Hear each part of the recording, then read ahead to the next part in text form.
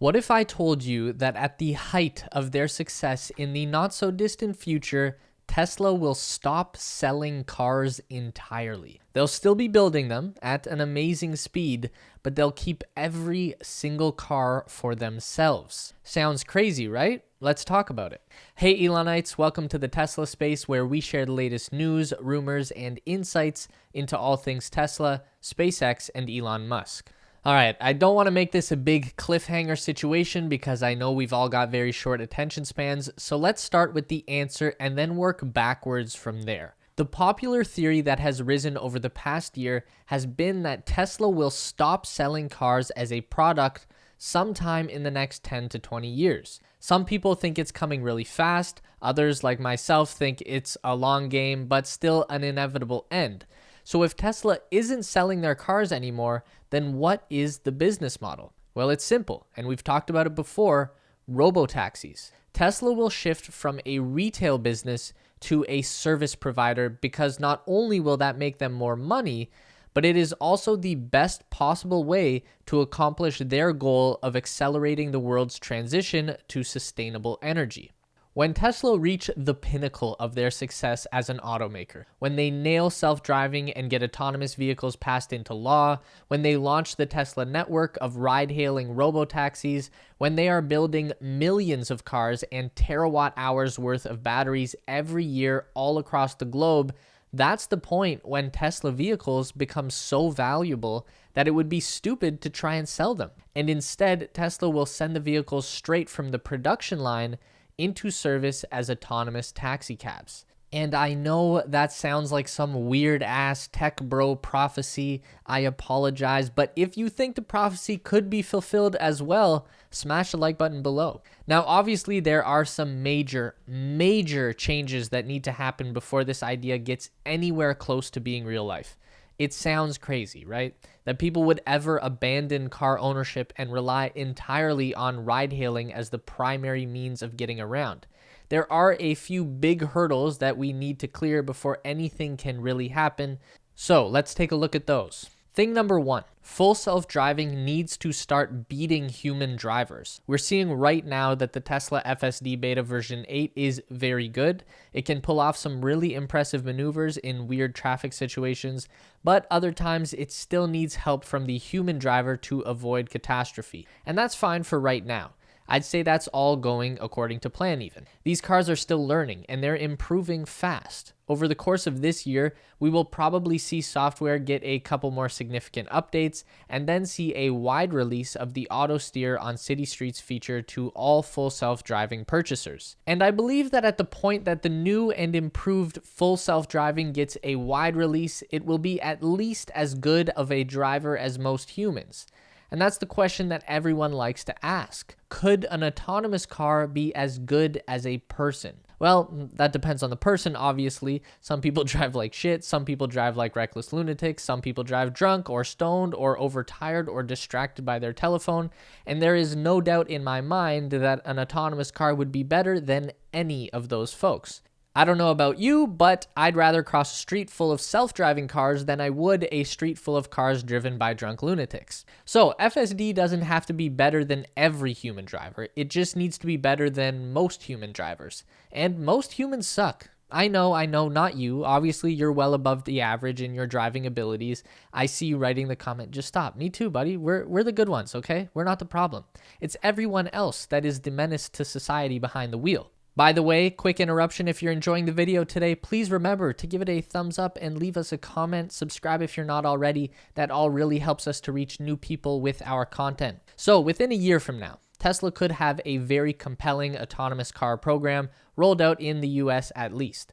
Possibly also China, maybe the UK, maybe Canada. I feel like they're going America first on this whole thing. That's their home turf.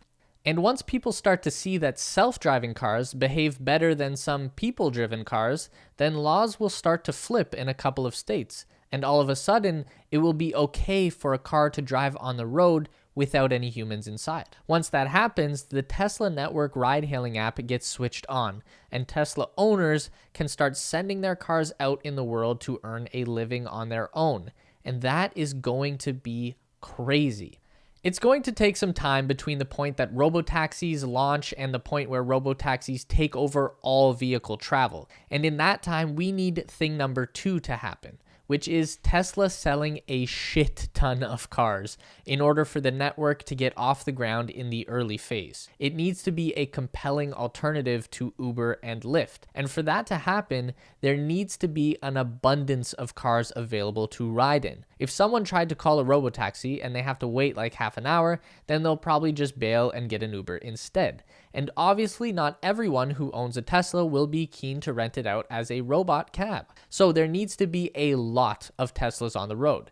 That's where the new affordable compact car that we're expecting to see in 2023 becomes very important. That $25,000 car is not only going to fund Tesla's continued global expansion, but it will also saturate the market with Tesla vehicles, and that equals more potential for robotaxis. People have tried to say that Tesla will have to cut costs by removing autopilot and self-driving hardware for this car and reusing the Model 3 chassis, but that just doesn't make any sense. The $25K Tesla will come with all the tech needed for autonomy.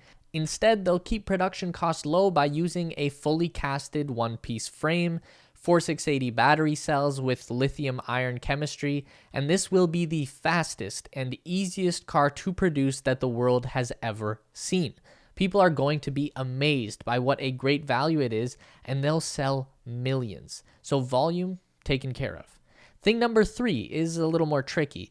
People need to decide for themselves that using a robotaxi is better than owning a car. Now, that's a major societal change, and those are hard to make, but it can be done. I'm only like 30 years old, and when I was a teenager, it was still perfectly okay to smoke cigarettes in restaurants. You could choose to sit in a non-smoking section, but you could still end up with some dude hacking darts 10 feet away. Sorry, that's Canadian slang, I think. Does anyone else say that? Anyways, try lighting up a cigarette in a restaurant these days. People would freak out. Now, that change didn't happen overnight, and it didn't happen easy. A lot of people, mostly old dudes, kicked up a fuss about it. They protested, they swore up and down that no one would ever take away their right to smoke inside, but it happened anyway. And now it's just a part of our normal life. I have a feeling like the end of car ownership could go in a similar fashion. The point of no return is going to come when using a robotaxi becomes cheaper than driving your own car. So the average cost for the average person to drive their car works out to something between 50 and 70 cents per mile. Talking in American terms, because I know most of you are American, and what does it cost to take an Uber right now? Something like $3 per mile, give or take. That means that the Tesla network needs to bring down the cost of the ride-hailing market by a significant amount, and I think it can be done. In 2019, at Tesla Autonomy Day, Elon predicted that a robotaxi would cost 18 cents per mile or less to operate. So given how much progress Tesla has made towards efficiency in those 2 years, let's say 15 cents per mile is the cost. Now, according to my feeble math skills, you can mark that up by 200% to 45 cents per mile cost to the consumer, cheaper than the cost of an owned vehicle, and the taxi would still make a gross margin of 67%. If the car is owned by a person, then they keep the majority of that profit and Tesla takes a cut. If Tesla owns the vehicle, then they get the whole thing. Another quick interruption to invite you to all subscribe to our weekly Tesla Space newsletter. We deliver all the updates on Tesla, SpaceX, and Elon Musk in a quick, fun, and easy to read package. Link to sign up is in the description below. It's theteslaspace.com. Now back to our robotaxi-filled future. Less cost per mile is a big win for robotaxis, but there are actually a bunch of other factors that make abandoning car ownership seem a lot more reasonable. Things like you would no longer have a large chunk of your wealth tied up in a depreciating asset. That's a win. Never having to go through the process of buying or selling a car ever again. We all know that whole ordeal sucks. You'd never have to wash your car or vacuum it, never worry about it rusting or getting smashed in a parking lot. You'd never have to park ever again. Think about that. With a robotaxi, you hop in, you hop out, done, no parking. Once all of these factors hit, then the value of a Tesla car will go way beyond the metal and plastic that it's made out of. The conservative estimate that a robotaxi can make $30,000 in gross profit every year, and the new cars that Tesla is going to be making over the next couple of years should last for a decade. That's a potential earning of $300,000 per car. Why would Tesla ever sell you that car for 50 grand? It would be stupid on their part to not just keep the car, run it as a robotaxi themselves, and rake in the 300,000. If we look ahead to say 2030, Tesla should be able to build 10 million cars per year, give or take. At 30,000 per car in 1 year, that is $300 billion in gross profit just from the cars that were built in that 1 year. There would also be millions of cars from the previous years still on the road. That's so much money. It's an outrageous, preposterous amount of money. Now, I know, before you say it, I know this is an oversimplified version of things. It is. There are a lot of nuances to this situation. We could debate over things like commercial vehicles and how we accommodate people with disabilities and what we're going to do with all of those old internal combustion vehicles that will quickly become unusable or unwanted. And I don't have those answers. But there are smart people in the world, and we can figure these things out.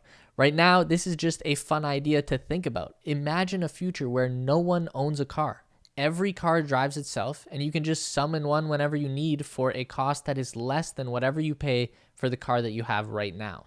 But let me know, what do you think? Can we get to an era where cars become a service and not a product? Let's talk about it in the comments section. Quick reminder to sign up for our newsletter for more Tesla news and speculation. Link down below. If you want to continue to learn about everything regarding Tesla, SpaceX, and Elon Musk, we've got 2 more video options for you on the screen to check out. Don't forget to give this video a thumbs up today if you liked it, and subscribe to our channel for weekly content just like this.